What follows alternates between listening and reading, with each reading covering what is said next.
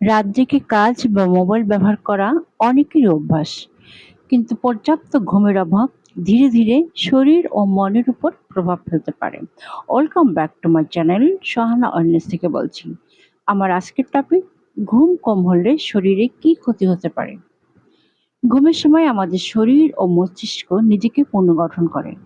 নিয়মিত কম ঘুম হলে ক্লান্তি, মনোযোগ কমে যাওয়া, খিটখিটে মেজাজ, স্মৃতিশক্তি দুর্বল হওয়া এবং কর্মক্ষমতা হ্রাস পেতে পারে ধীরে ধীরে।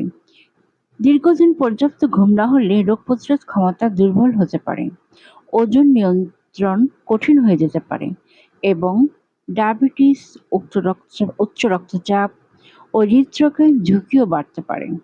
একজন প্রাপ্তবয়স্ক মানুষের সাধারণত প্রতি রাতে 7 থেকে 9 ঘন্টা ঘুম প্রয়োজন, যদিও ব্যক্তিভেদে কিছুটা পার্থক্য হতে পারে।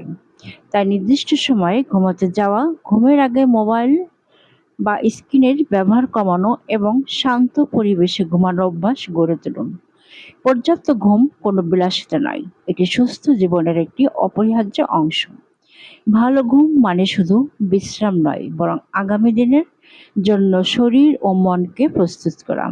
সহানা অনলাইন বিশ্বাস করে সুস্থতা শুরু হয় প্রতিদিনের ছোট ছোট ভালো অভ্যাস থেকে। স্বাস্থ্য, পুষ্টি ও সুন্দর জীবনযাপনের আরও নির্ভরযোগ্য তথ্য পেতে সহানা অনলাইনের সঙ্গেই থাকুন। Bangladeshi blogger Sahana online. Thanks for watching.